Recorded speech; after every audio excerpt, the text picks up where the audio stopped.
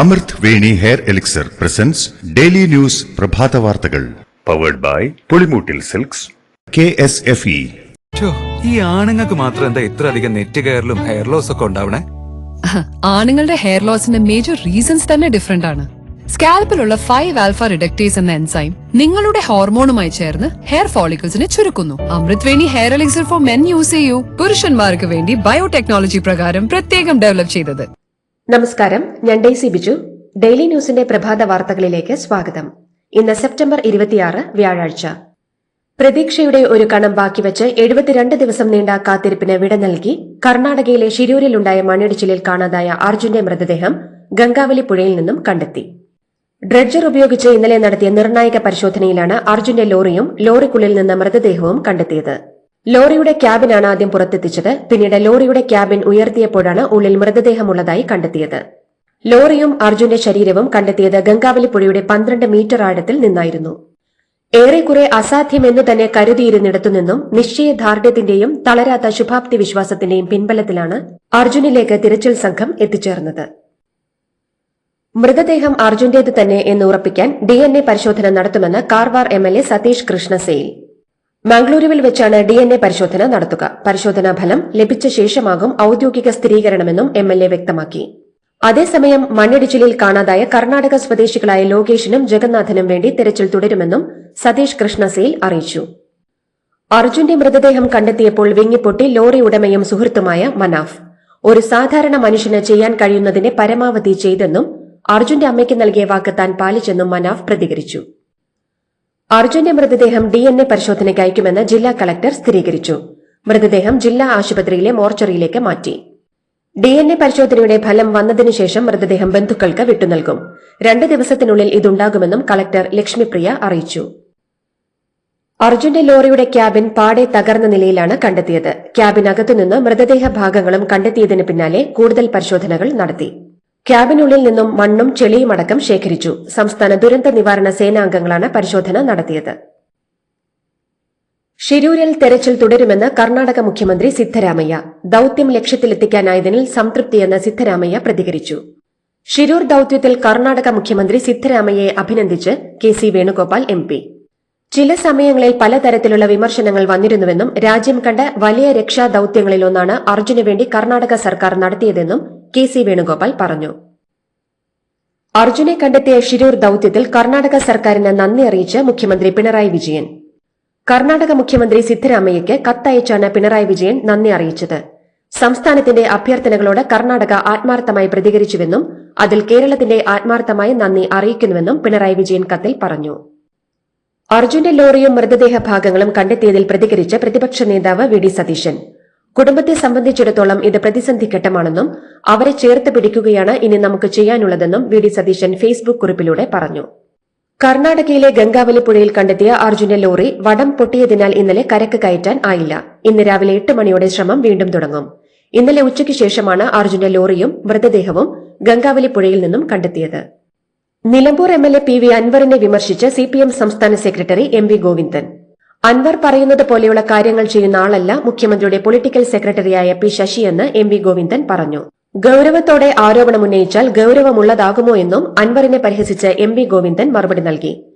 Parliamentary യോഗത്തിലും അൻവർ തിരുത്തണമെന്നാവശ്യപ്പെടുമെന്നും അദ്ദേഹം കൂട്ടിച്ചേർത്തു. എടവണ്ണ റേദാൻ ബാസിൽ കൊലക്കേസിൽ അന്വേഷണം അട്ടിമറിക്കാനുള്ള കൃത്യമായ ഗൂഢാലോചന നടക്കുന്നുണ്ടെന്ന് നിലമ്പൂർ MLA PV അൻവർ. ഈ കേസുമായി ബന്ധമുണ്ടെന്ന് സംശയിക്കുന്ന ലോ ആൻഡ് ഓർഡർ ചുമതലയിലുള്ള ADGP തുടരുന്നിടത്തോളം കാലം ഈ കേസിൽ നീതിപൂർവമായ അന്വേഷണം ഉണ്ടാകില്ലെന്ന് ഇതോടെ വ്യക്തമായിട്ടുണ്ടെന്നും ഈ വിഷയം CPM സംസ്ഥാന സെക്രട്ടറിയുടെ ശ്രദ്ധയിൽപ്പെടുത്താതെ നിർവാഹമില്ലെന്നും PV അൻവർ ഫേസ്ബുക്കിൽ കുറിച്ചു. തൃശൂർ പൂരം കലക്കിയതുമായി ബന്ധപ്പെട്ട റിപ്പോർട്ട് സർക്കാരിന്റെ പരിഗണനയിലാണെന്നും റിപ്പോർട്ടിന്മേൽ സർക്കാർ എന്താണ് ചെയ്യുക എന്നറിഞ്ഞതിനുശേഷം ഔദ്യോഗിക പ്രതികരണം നടത്തുമെന്നും ആ ഘട്ടത്തിൽ അഭിപ്രായം പറയുന്നതാണ് ശരിയെന്നും CPI നേതാവ് VS സുനിൽകുമാർ. ഇതുമായി ബന്ധപ്പെട്ട റിപ്പോർട്ട് പരിശോധിച്ച് തള്ളേണ്ടതാണോ കൂടുതൽ നടപടി ആവശ്യമാണോ എന്ന് സർക്കാർ തീരുമാനിക്കുമെന്നും സുനിൽകുമാർ വ്യക്തമാക്കി.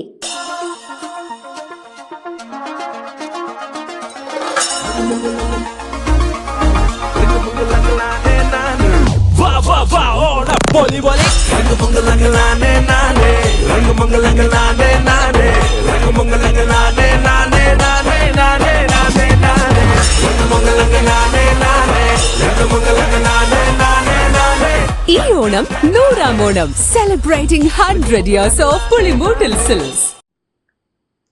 ധാർമ്മികത ഉണ്ടെങ്കിൽ മുകേഷ് MLA സ്ഥാനം രാജിവെക്കുകയാണ് വേണ്ടതെന്ന് കോൺഗ്രസ് പ്രവർത്തക സമിതി അംഗം രമേശ് ചെന്നിത്തല. CPM-ൽ നിന്നും അത് പ്രതീക്ഷിക്കുന്നില്ലെന്നും മുകേഷിന്റെ അറസ്റ്റിൽ നിയമം നിയമത്തിന്റെ വഴിക്ക് പോകട്ടെയെന്നും അദ്ദേഹം പറഞ്ഞു. ലൈംഗികാരോപണ കേസിൽ അറസ്റ്റിലായ മുകേഷിനെ ജാമ്യത്തിൽ വിട്ടതുമായി ബന്ധപ്പെട്ട് സംസാരിക്കുകയായിരുന്നു അദ്ദേഹം. ബലാത്സംഗ കേസിൽ അറസ്റ്റ് ഒഴിവാക്കാൻ നടൻ സിദ്ദിഖ് സുപ്രീം കോടതിയിൽ മുൻകൂർ ജാമ്യാപേക്ഷ സമർപ്പിച്ചു. മുതിർന്ന അഭിഭാഷകൻ മുകുൾ റോത്തഗിയിൽ നിന്നും ലഭിച്ച നിയമോപദേശത്തിന്റെ അടിസ്ഥാനത്തിൽ ഓൺലൈനായാണ് ഹർജി നൽകിയത്. നടൻ സിദ്ദിഖിന്റെ മുൻകൂർ ജാമ്യാപേക്ഷയിൽ തടസ്സ ഹർജി ഫയൽ ചെയ്ത് സംസ്ഥാന സർക്കാർ. സുപ്രീം കോടതിയിലാണ് ഓൺലൈനായി സർക്കാർ ഹർജി നൽകിയത്. സർക്കാരിനെ കേൾക്കാതെ സിദ്ദിഖിന്റെ ഹർജിയിൽ തീരുമാനമെടുക്കരുതെന്നാണ് ആവശ്യം. അതേസമയം സിദ്ദിഖിനായുള്ള തെരച്ചിൽ ഊർജിതമാക്കിയിരിക്കുകയാണ് പോലീസ്. ബലാത്സംഗ കേസ് പ്രതി നടൻ സിദ്ദിഖ് സംസ്ഥാനത്തിന് പുറത്തേക്ക് കടന്നേക്കാമെന്ന സംശയത്തിൽ എല്ലാ സംസ്ഥാന പോലീസ് മേധാവികൾക്കും സ്പെഷ്യൽ ഇൻവെസ്റ്റിഗേഷൻ സംഘം ലുക്കൌട്ട് നോട്ടീസ് നൽകി. സിദ്ദിഖിനെക്കുറിച്ച് വിവരം ലഭിക്കുന്നവർ Thiruvananthapuram city police commissioner, crime branch SP എന്നിവരെ ബന്ധപ്പെടണമെന്നാണ് നോട്ടീസിലുള്ളത്. ഫോട്ടോ സഹിതം എല്ലാ സ്റ്റേഷനിലും പതിക്കാനാണ് നോട്ടീസ്. അന്തരിച്ച മുതിർന്ന CPM നേതാവ് MM ലോറൻസിന്റെ മൃതദേഹം വൈദ്യപഠനത്തിന് വിട്ടുനൽകും. എറണാകുളം സർക്കാർ medical college principal doctor Pratap സോമനാഥാണ് ഇക്കാര്യം അറിയിച്ചത്. ഹൈക്കോടതി നിർദ്ദേശപ്രകാരം ലോറൻസിന്റെ മക്കളുടെ വാദമുഖങ്ങൾ കേട്ട ശേഷമാണ് പ്രിൻസിപ്പൽ തീരുമാനം പ്രഖ്യാപിച്ചത്. കേരള അനാറ്റമി ആക്ട് പ്രകാരമാണ് കളമശ്ശേരി മെഡിക്കൽ കോളേജ് ഉപദേശക സമിതിയുടെ തീരുമാനം. MM ലോറൻസിന്റെ ആഗ്രഹം അതുതന്നെ ആയിരുന്നുവെന്ന് കൃത്യവും വ്യക്തവും വിശ്വാസയോഗ്യവുമായ സാക്ഷിമൊഴി ഉണ്ടായിരുന്നുവെന്ന് കളമശ്ശേരി മെഡിക്കൽ കോളേജ് ഉപദേശക സമിതി വിലയിരുത്തി.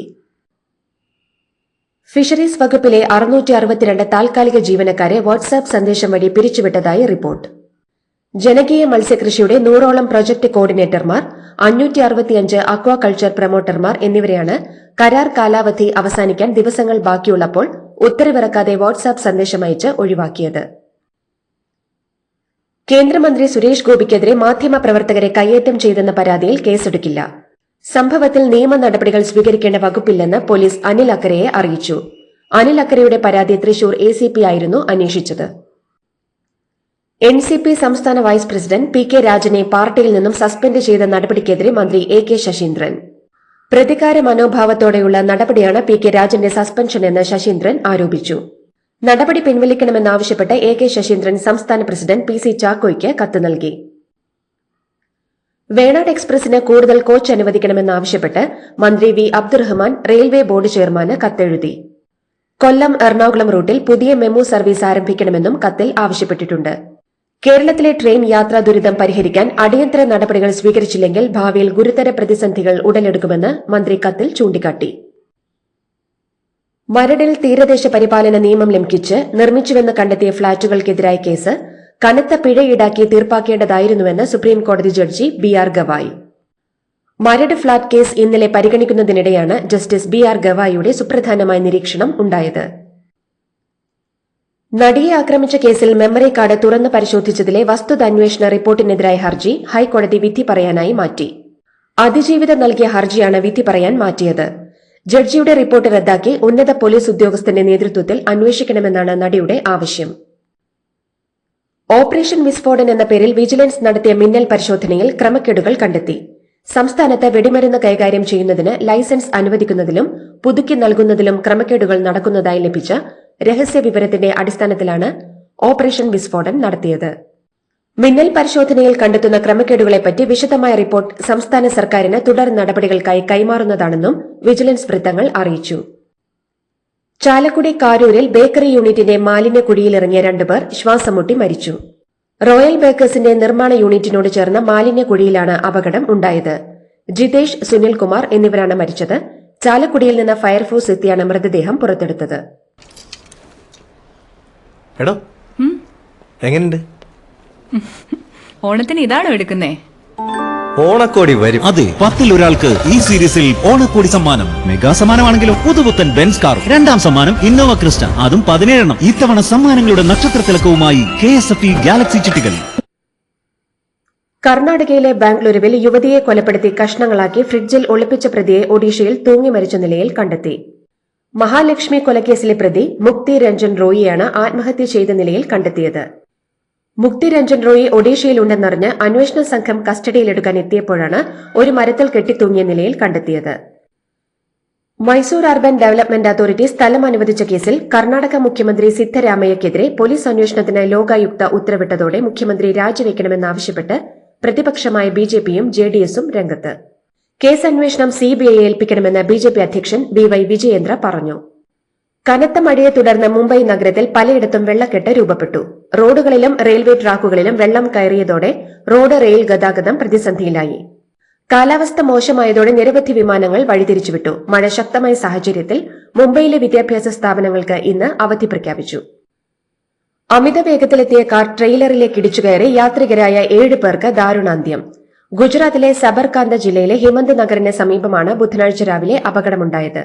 ഷാംലാജിയിൽ നിന്നും അഹമ്മദാബാദിലേക്ക് പോവുകയായിരുന്ന ആളുകളായിരുന്നു കാറിലുണ്ടായിരുന്നത്. ബദലാപൂരിൽ നഴ്സറി കുട്ടികളെ പീഡിപ്പിച്ച കേസിലെ പ്രതി അക്ഷയ് ഷിൻഡെ പോലീസ് വെടിവയ്പിൽ കൊല്ലപ്പെട്ട സംഭവത്തിൽ സംശയം പ്രകടിപ്പിച്ച് ബോംബെ ഹൈക്കോടതി. ഇത് പോലീസുമായുള്ള ഏറ്റുമുട്ടലായി കണക്കാക്കാനാവില്ലെന്നും പ്രഥമദൃഷ്ട്യാ തന്നെ ഇത് വിശ്വസിക്കാൻ ബുദ്ധിമുട്ടുണ്ടെന്നും കോടതി പറഞ്ഞു. കുവൈറ്റ് ഇറാൻ സമുദ്ര അതിർത്തിയിലുണ്ടായ കപ്പൽ അപകടത്തിൽ കാണാതായ 2 ഇന്ത്യക്കാരുടെ മൃതദേഹം കണ്ടെത്തി. ഒരു മലയാളി അടക്കം 2 പേരുടെ മൃതദേഹമാണ് കിട്ടിയതെന്നാണ് സൂചന. ഒപ്പം 2 ഇറാൻ പൌരന്മാരുടെ മൃതദേഹവും കിട്ടി. ഇവരുടെ വിവരം കുവൈറ്റ് ഔദ്യോഗികമായി കൈമാറിയിട്ടില്ല. എല്ലാ ശ്രമവും തുടരുന്നുവെന്ന് അധികൃതർ അറിയിച്ചു. ലബനനിൽ കര ആക്രമണത്തിന് സൈന്യം തയ്യാറെടുക്കുന്നതായി ഇസ്രായേൽ സൈനിക മേധാവി ലഫ്റ്റനന്റ് ജനറൽ ഹെർസി ഹാലേവി. ലബനനിൽ കര ആക്രമണം നടത്തുന്നതിനുള്ള തയ്യാറെടുപ്പിന്റെ ഭാഗമായാണ് വ്യോമാക്രമണം ശക്തമാക്കിയതെന്നും അദ്ദേഹം വ്യക്തമാക്കി. ഇസ്രായേൽ ലക്ഷ്യമാക്കി ഹിസ്ബുല്ല മിസൈലുകൾ തൊടുത്തതിന് പിന്നാലെയാണ് ഇസ്രായേൽ സൈനിക മേധാവിയുടെ പ്രഖ്യാപനം. ഗുസ്തി താരവും ഹരിയാനയിലെ കോൺഗ്രസ് സ്ഥാനാർത്ഥിയുമായ വിനേഷ് ഫോഗട്ടിന് നോട്ടീസ് അയച്ച് ദേശീയ ഉത്തേജക വിരുദ്ധ ഏജൻസിയായ നാഡ. ഉത്തേജക മരുന്ന് പരിശോധനയ്ക്കായി ഉണ്ടാകുമെന്നറിയിച്ച സ്ഥലത്ത് ഇല്ലാതിരുന്നതിനാലാണ് വിശദീകരണം ചോദിച്ച് നാഡ നോട്ടീസ് അയച്ചത്. 14 ദിവസത്തിനകം വിശദീകരണം നൽകണമെന്നാണ് നോട്ടീസിൽ അറിയിച്ചിരിക്കുന്നത്. ഇതോടുകൂടി ഡെയിലി ന്യൂസിന്റെ ഇന്നത്തെ പ്രഭാത വാർത്തകൾ സമാപിക്കുന്നു. ഡെയിലി ന്യൂസിന് വേണ്ടി വാർത്തകൾ വായിച്ചത് ഡെയ്സി ബിജു. DailyNewsLive.in വാർത്തകൾ വിരൽ തുമ്പിൽ.